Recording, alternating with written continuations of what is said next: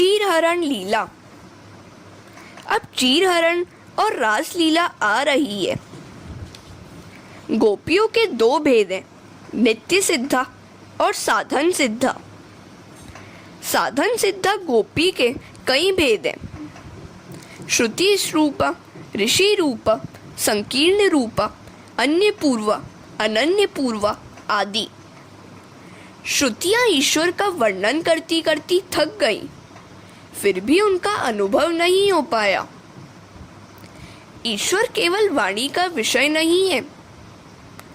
जो देवाभिमानी देव ब्रह्म संबंध सिद्ध करके ब्रह्म साक्षात्कार के हेतु गोकुल में प्रकट हुए, वही है श्रुति रूपा गोपियां। तपस्वी होने पर भी ऋषियों का काम बना रहा और ईश्वर का अनुभव नहीं हो पाया। दर्शन और अनुभव में अंतर है। दर्शन में दृश्य और दृष्टा का भेद है। अनुभव में वे दोनों एक हो जाते हैं। उसमें पूर्णतः अद्वैत है। सो बुद्धिगत काम का नाश करके ब्रह्म संबंध सिद्ध करके ब्रह्मात्मक रूप मुक्ति का अनुभव करने के लिए जो ऋषि गोपी बनकर आए थे, उन्हें ऋषि रूपा कहते हैं। संकीर्ण मंडल में प्रभु के मनोहर रूप को देखकर मन में काम भाव जागृत होने से जिन स्त्रियों ने गोपी का रूप लिया, वे काम रूपा हैं। उदाहरण है शूर्पणखा। विवाह के बाद संसार सुखों का उपभोग करते हुए अरुचि होने और प्रभु के प्रति प्रेम भाव हो जाने पर जिन पुरुषों या स्त्रियों ने गोपियों का रूप लिया, उन्हें अन्य पूर्वा कहा जाता है। तुलसीदास के वैराग्य की कथा बड़ी प्रसिद्ध है। वस्तुगत आसक्ति को प्रभुगत आसक्ति का रूप दिया जाए तो वस्तु की आसक्ति छूट जाती है। अनेक वस्तुओं के प्रति आसक्ति का होना व्यावहारिक दृष्टि से अशक्य है। तुलसीदास केवल पत्नी की ओर ही आसक्त थे। संसार की अन्य सभी नारियां उनके लिए माता के समान थी। पत्नी रत्नावली की एक ही चेतावनी ने उनकी आसक्ति को प्रभु भक्ति में बदल दिया। कामासक्ति ईश्वरासक्ति में परिवर्तित हो गई। बहुतों को तो रोज थप्पड़ पड़ते हैं, फिर भी सुधर नहीं पाते। अनन्य पूर्वा अर्थात जन्म सिद्ध पूर्ण वैरागी, जैसे कि सुखदेव जी, मीराबाई आदि। एक बार व्रज की कुमारिकाएं यमुना किनारे नग्नावस्था में स्नान कर रही थी, तो उनके वस्त्र उठाकर श्री कृष्ण कदम्ब के वृक्ष पर चढ़ गए और कुमारिकाओं से कहने लगे, जिसे वस्त्र लेने हैं वह यहाँ आकर ले जा सकती है। कृष्ण ने कहा, नग्नावस्था में स्नान करके तुमने जलदेव का अपराध किया, सो दोनों हाथ जोड़कर वंदन करके वस्त्र ले जाओ। उन कुमारिकाओं ने वैसा किया तो उनके वस्त्र कृष्ण ने लौटा दिए। इस चीरहरण लीला में भी एक रहस्य है। कुमारिकाओं के मन में ऐसी भावना थी कि वे नारी हैं। ऐसा भाव अहंकार का द्योतक है। उनका यह अहम भाव दूर करने के लिए श्री कृष्ण ने वैसा व्यवहार किया। इस लीला में अहंकार का पर्दा हटाकर प्रभु को सर्वस्व अर्पण करने का उद्देश्य है। हरे कृष्णा। भगवान कहते हैं, तुम अपनापन स्वत्व भुलाकर मेरे पास आओ। संसार शून्य और सांसारिक संस्कार शून्य होकर निरावृत होकर मेरे पास आओ। द्वैत का आवरण दूर करोगे तो भगवान मिलेंगे। शरीर को वस्त्र छिपाता है और आत्मा को वासना। भगवान तुम्हारे पास ही है, किंतु तुम देख नहीं पाते हो। वासना का पर्दा फटते ही भगवान दिखाई देंगे। आत्मा और परमात्मा के बीच वासना का पर्दा है, सो भगवान का अनुभव नहीं हो पाता है। आत्मा अंदर है और ऊपर है अज्ञान और वासना का पर्दा। अज्ञान और वासना के उस आवरण को चीरकर भगवान से मिलने जाना है। सिद्ध सद्गुरु की या परमात्मा की कृपा से बुद्धिगत वासना दूर होती है। बुद्धि में रहा हुआ काम कृष्ण मिलन में बाधक है। अज्ञान वासना वृत्तियों के आवरण का नाश होना ही चीरहरण लीला है और आवरण नाश के पश्चात जीव के आत्मा का प्रभु से मिलन है रास लीला। इसी कारण से रास लीला चीरहरण के बाद आती है। काम वासना के नष्ट होने पर ईश्वर के साथ अद्वैत हो जाता है। भगवान कभी लौकिक वस्त्रों की चोरी नहीं करते हैं। वे तो बुद्धिगत अज्ञान काम वासना की चोरी करते हैं। कन्हैया क्या गोपियों को नग्नावस्था में देखना चाहता था? सोचो तो, श्री कृष्ण तो सर्वव्यापी हैं, सो जल में भी हैं। वे तो गोपियों से मिले हुए ही थे, किंतु गोपियां अज्ञान और वासना से आवृत होने के कारण श्री कृष्ण का अनुभव कर नहीं पाती थी। सो उस बुद्धिगत अज्ञान और वासना रूपी वस्त्रों को भगवान उठा ले गए। वैसा प्रभु तब करते हैं जबकि जीव उनका हो जाता है। भगवान कहते हैं, न माया वशित धियाम कामा कामाय कल्पते भर्जिता क्वथिता धाना प्रायो बीजाय नेष्यते। जिसने अपनी बुद्धि मुझ में स्थापित की है, उनके भोग संकल्प शारीरिक विषय भोग के लिए नहीं होते। वे संकल्प मोक्षदायी होते हैं। भुने हुए धान्य का बीज तत्व नष्ट हो जाता है और कभी वापस अंकुरित नहीं हो पाता। इसी प्रकार जिसकी बुद्धि में से काम वासना का अंकुर उजड़ गया है, वहां वह फिर से अंकुरित कभी नहीं हो पाएगा। प्रभु ने गोपियों से कहा है, हे व्रज कुमारिकाओं, मैं जानता हूँ तुम्हारी काम वासना नष्ट हो जाने के कारण तुम्हारे हृदय शुद्ध हो गए हैं। फिर तुम्हें मेरा ध्यान अभी धरते रहना है। ऐसा करने से तुम्हारे मन में समाया हुआ सूक्ष्म मल नष्ट होगा और मुझसे मिलन होगा। शरद ऋतु की रात्रियों में मेरे साथ तो रमण कर पाओगी। शरद ऋतु की रात्रि निर्मल होती है। तुम भी हर तरह से शुद्ध, निर्मल, शुभ्र हो पाओगे तो ईश्वर के साथ क्रीड़ा कर पाओगे। जीव ईश्वर से मिल पाएगा, तभी रास लीला होगी। हरे कृष्णा।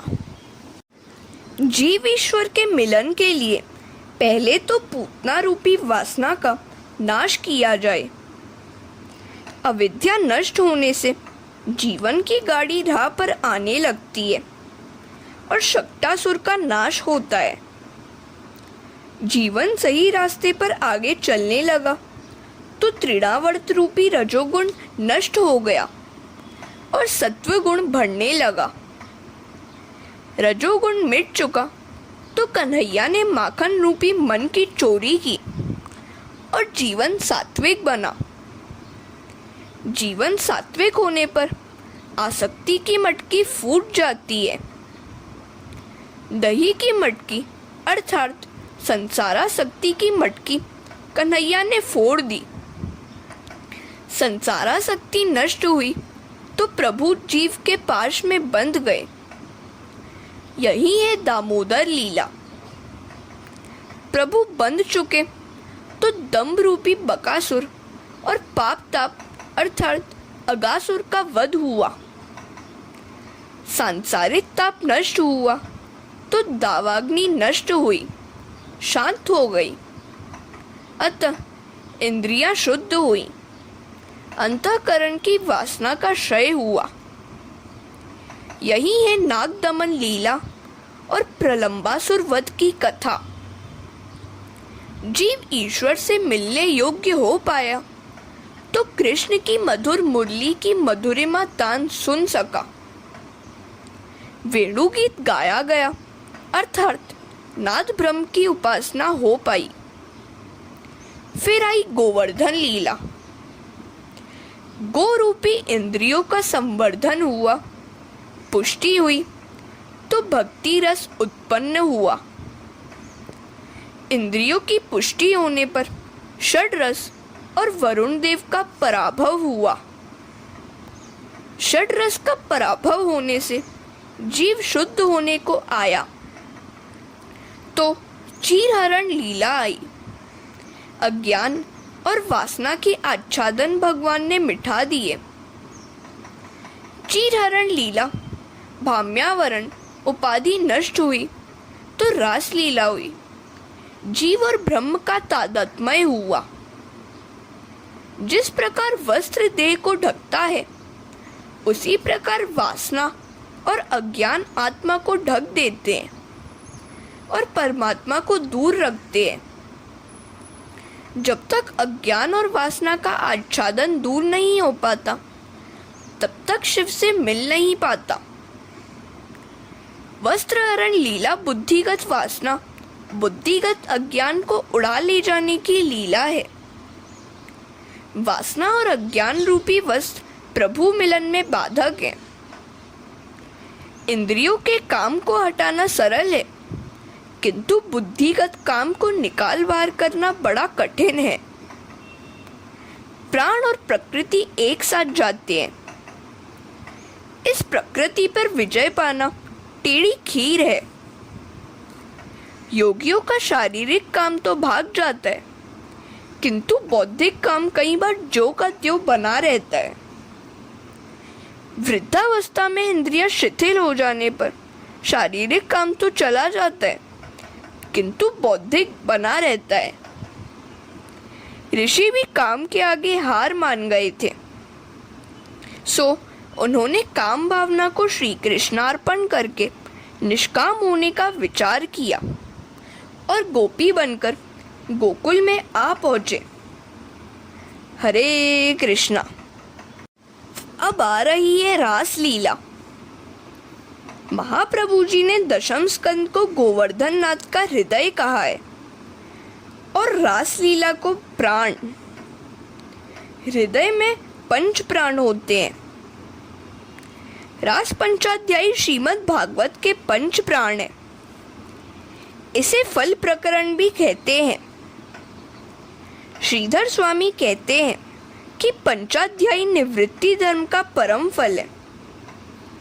सुखदेव जी सोचने लगे कि समाज में रासलीला श्रवण के अधिकारी कितने होंगे। जो अधिकारी नहीं होगा वह इस लीला में काम ही देखेगा। श्री राधा जी सुखदेव जी की गुरु है। उन्होंने सुखदेव जी को ब्रह्म संबंध कराया था। श्री राधा जी की कृपा के बिना रास लीला का गूढ़ तत्व रहस्य समझ पाना आसान नहीं है।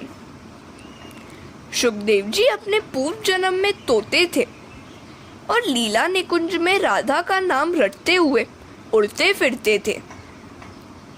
उसके राधा नाम के अखंड कीर्तन को सुनकर दयामूर्ति राधा जी वहां पधारी। उन्होंने देखा तो एक तोता उनके नाम का जप कर रहा था। उन्होंने उसे अपने पास बुलाया और हथेली पर रखकर सहलाते हुए कहा, वत्स कृष्णम वद, कृष्णम वद, राधेति माँ वद। कृष्ण ही तेरे सच्चे जनक हैं, उन्हीं के नाम का कीर्तन कर। राधा जी इस प्रकार तोते को मंत्र दीक्षा दे रही थी कि श्री कृष्ण वहां पधारे। श्री राधा जी आद्य संयोजिका और आह्लादिका शक्ति है। बिछड़े हुए जीवों को वह कृष्ण से मिला देती है। वज्र की अधीश्वरी देवी श्री राधा जी ही है। तभी महात्मा वृंदावन में राधे राधे करते हैं। राधा जी की कृपा होने पर जीव भगवान के दर्शन पा सकता है। उनकी कृपा ही जीव को प्रभु से मिलाती है। सुखदेव जी पूर्व जन्म में तोता थे, सो भागवत में सुखदेव उवाच लिखने के बदले श्री शुक उवाच लिखा है। श्री का अर्थ है राधा। श्री शुक में गुरु शिष्य दोनों का नाम समाया हुआ है। भागवत में अन्य किसी भी व्यक्ति के नाम के आगे श्री शब्द का प्रयोग नहीं किया गया। ब्रह्मा उवाच, सनत कुमार उवाच, व्यास उवाच ऐसा ही लिखा गया है। व्यास जी के नाम के आगे भी श्री विशेषण नहीं है। केवल कृष्ण और सुखदेव के नाम के आगे ही श्री विशेषण प्रयुक्त हुआ है। भगवान कृष्ण राधा जी के हृदय ईश्वर हैं और सुखदेव जी कृपा मात्र शिष्य। अतः इन दोनों के नाम के आगे श्री विशेषण प्रयुक्त हुआ है। राधा जी ने श्री कृष्ण को तोता देते हुए कहा, यह तोता मुझे बड़ा प्यारा है। अंतरंग में राधा जी सुखदेव जी के गुरु हैं। जो परमात्मा के साथ संबंध जोड़कर आता है वह है महाप्रभु। उसका नाम प्रकट रूप से कैसा लिया जाए? भागवत में सुखदेव जी ने राधा जी का प्रकट रूप से नाम नहीं लिया है। राधा जी के नाम की भांति किसी गोपी का भी नाम नहीं बताया गया। सुखदेव जी ने सारी रासलीला की कथा बड़ी विवेक से की है। गोपी प्रेम की बातें अधिकतर अप्रकट ही रखी हैं। हरे कृष्णा। राजा परीक्षित को 7 ही दिनों में मोक्ष देना है। अगर सुखदेव जी राधे राधे करने लग जाएं, तो वे समाधिस्थ हो जाएंगे। तो राजा का क्या होगा? बातें, कथा, विवरण वियोगावस्था में ही अधिक हो सकते हैं, पूर्ण संयोगावस्था में नहीं। यह तो काम रहित अंतरंग लीला है। 11 वर्ष के बालक के प्रति काम भाव कैसे जाग सकता है? सपत्नी मत्सर गोपियों में नहीं था। वह साधारण स्त्री पुरुष का मिलन नहीं था। यदि ऐसा होता तो सुखदेव जी जैसे महायोगी इसका वर्णन ही नहीं करते। ऐसी कल्पना ही ना करूं कि गोपी ग्राम की कोई स्त्री है। गोपी तो शुद्ध जीव का ही नाम है। शुद्ध हृदय का भाव, प्रेम भाव ही गोपी है। देहभान भूलकर प्रत्येक इंद्रिय से भक्ति रस का पान करने वाला विशुद्ध जीव ही गोपी है। साधारण जीव गोपी की कथा करने या सुनने का अधिकारी नहीं है। ऊपर नित्य सिद्धा और साधना सिद्धा गोपियों की चर्चा की गई है। कुछ ज्ञानी ब्रह्मरूप होना चाहते हैं। कुछ गोपियां ईश्वर के साथ एक होना नहीं चाहती। एक होंगी तो ईश्वर के रसास्वाद का अनुभव नहीं कर पाएंगी। जीव ईश्वर के साथ एक हो जाए तो उनके रसात्मक स्वरूप का अनुभव नहीं किया जा सकता। ईश्वर के रस स्वरूप होने के कारण ज्ञानी पुरुष उसमें डूब जाते हैं। फिर भी वे रसात्मकता का अनुभव नहीं कर पाते हैं, क्योंकि वे ईश्वर से कुछ भिन्न नहीं रहते हैं। ईश्वर से पृथक रहने से ही उनका रसानुभव किया जा सकता है। नित्य सिद्धा गोपियां वे हैं जो कन्हैया के साथ आई हुई हैं। साधन सिद्धा गोपियों के कई भेद हैं। पहला, श्रुति रूपा। वेद के मंत्र गोपी बनकर आए हैं। वेदों ने ईश्वर का वर्णन किया है तो अतिशय किया है। फिर भी उन्हें अनुभव नहीं हो पाया है। ईश्वर केवल वाणी का नहीं, ध्यान का विषय है। संसार का विस्मरण हुए बिना ईश्वर से साक्षात्कार नहीं हो पाता। तभी तो वेदाभिमानी देव गोकुल में गोपी बनकर आए हैं। साधन सिद्धा गोपियों का दूसरा भेद है ऋषि रूपा। जीव का सबसे बड़ा शत्रु है काम। ऋषियों ने बहुतेरा प्रयत्न किया, फिर भी वह मर नहीं पाया। तप करने से शरीर और इंद्रियों का काम तो चला जाता है, किंतु मन में बसा हुआ काम, बुद्धिगत काम जाता नहीं है। ब्रह्म संबंध स्थापित किए बिना बुद्धिगत काम बना रहता है। उस काम को कृष्णार्पण करना है। विश्वामित्र और पराशर जैसे शक्तिशाली ऋषि भी काम के आगे झुक गए। सूर्य को तिरोहित करने वाले मुनि काम को दूर न कर सके। काम मर न पाया तो ऋषि थक हार कर गोपी बनकर गोकुल में आए। हम श्री कृष्ण को काम अर्पण करके निष्कामी बनेंगे। जो काम को मार सकता है उसके लिए कृष्ण दूर नहीं है। काम तो अनंग है, वह जीव को आत्मशक्ति को धीरे धीरे मारता है। सात्विक भोजन के बिना वह नहीं मर पाएगा। काम श्री कृष्ण को दूषित नहीं कर सकता। श्री कृष्ण की चिंता करने वाले का काम कुछ नहीं कर सकता, तो स्वयं कृष्ण का तो वह क्या बिगाड़ सकता है। हरे कृष्णा।